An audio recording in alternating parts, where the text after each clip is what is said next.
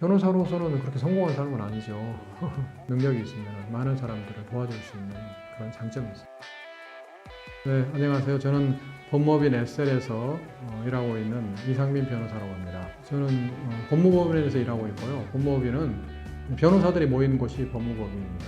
그래서 저희 법무법인은 변호사 5명이 일하고 있습니다.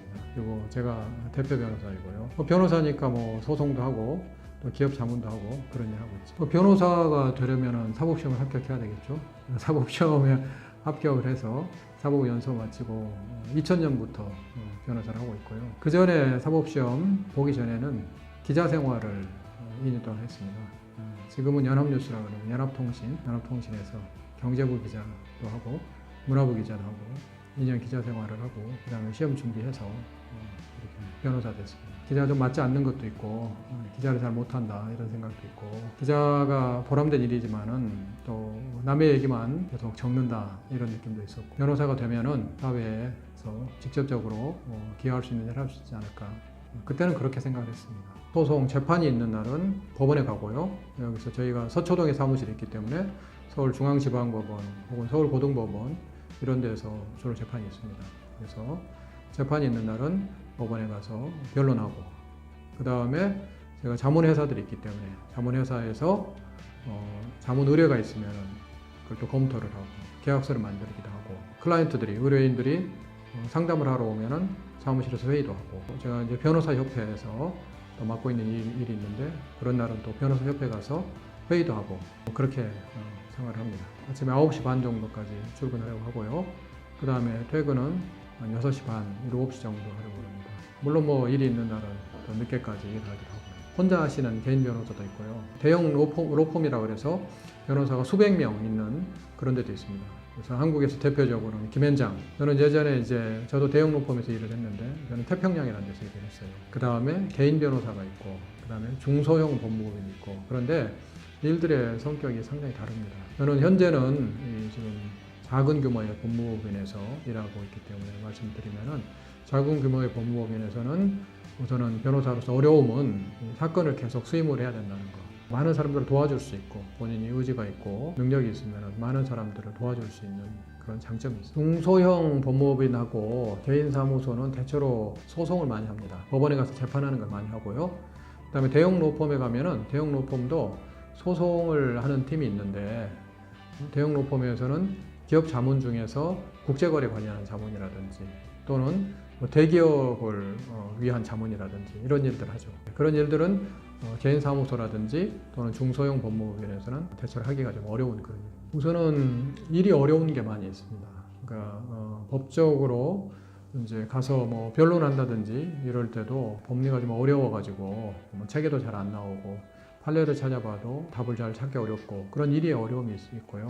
그 다음에 인간관계적으로 어려움도 당연히 있죠. 사건을 수임하는 데서 수임하기 위해서 사람들을 만날 때 좀 그런 게 아주 외향적인 사람이 아니면은 좀 그런 어려움도 있을 수 있고 그 다음에 의뢰인, 클라이언트들을 대하는 것도 어려움도 있을 수 있습니다. 클라이언트 중에서 어떤 분들은 굉장히 본인의 사건이 아주 절박하기 때문에 변호사에게 많이 재촉을 한다든지 여러 가지 요구를 좀 무리하다 싶은 요구를 한다든지 이런 경우도 있죠. 이 변호사는 하는 사건들이 그냥 여러 사건 중에 하나지만은 의뢰인들은 그 사건 하나가 본인한테 굉장히 중요한 거죠. 당연한 의뢰인의 권리지만은 변호사로서는 좀 힘들 수가 있죠. 변호사로서 열심히 일하는 경우에는 그런 저녁이 상당히 보장이 안 되는 그런 어려움도 있을 수 있죠. 사건이 굉장히 어려운 사건일 경우에 계속 그 고민을 해요. 이 사건을 어떻게 해결하면 좋을까 이게 우리가 원하는 결과 안 나오면 어떻게 해야 되나 의뢰인들한테 뭐라고 얘기를 하나 이렇게 고민하는데 그게 1년이고 2년이고 시간이 지나서 돌이켜보면 그렇게 고민할 그런 사건이 아니었다 이런 생각이 듭니다. 검색을 통해서 인터넷 검색을 통해서 찾아온다든지 혹은 소개를 받고 온다든지 이렇게 오는데 또는 과거에 처리했던 사건 관련해서 또 온다든지 그런 경우들이 있는데 와서 처음에 상담을 하죠.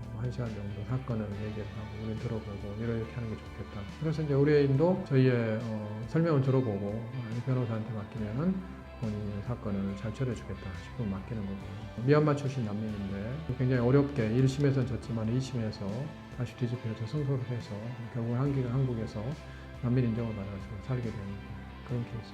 정직하게 하려고 그러고요. 소송 사건 할 때 우리 의뢰인한테 유리한 주장들을 계속 해야 되지만 지나치게 상대방을 자극한다든지 공격하지 않으려고 그렇게 하고 있습니다. 클라이언트 이익도 중요하지만 사회 전체적인 정의의 관점에서 어떤 것이 옳은 것인가 그런 기준을 놓고 판단합니다. 개인적으로 당연히 바람직하지 않다고 생각하고 변호사로서 일하면서 느낀 게 소송을 하는 것은 굉장히 비용적으로나 시간적으로 어려움이 많다. 그래서 처음에 누구하고 분쟁이 있을 때 본인이 좀 억울하더라도 좀 양보를 해서 거기서 소송 전에 합의로 끝난다든지 그런 게 가장 바람직하다. 변호사로서는 그렇게 성공한 삶은 아니죠.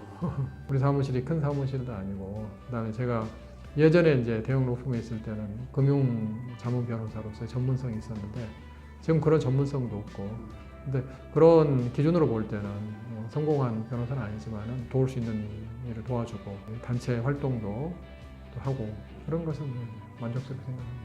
변호사 되려면 로스쿨을 가야 되는데 로스쿨을 가는 거 쉽지가 않고 요즘 변호사 시험이 어려워졌기 때문에 또 로스쿨을 졸업해도 변호사 시험 합격하기도 쉽지가 않습니다. 또 일단 변호사가 되면은 여러 가지 방면에서 사람들을 많이 도울 수 있는 그런 기회가 있습니다. 물론 변호사가 돼서 크게 돈을 벌고 굉장히 자기가 높은 자리에 오르겠다 이렇게 생각하면은 굉장히 그 목표를 이루어야 되니까 어려운 점도 있고 생각을 그렇게 두지 않고 생계를 유지하면서 주위에 있는 사람들을 많이 돕겠다 이렇게 생각을 하면 굉장히 보람 있는 일이 될 수가 있습니다.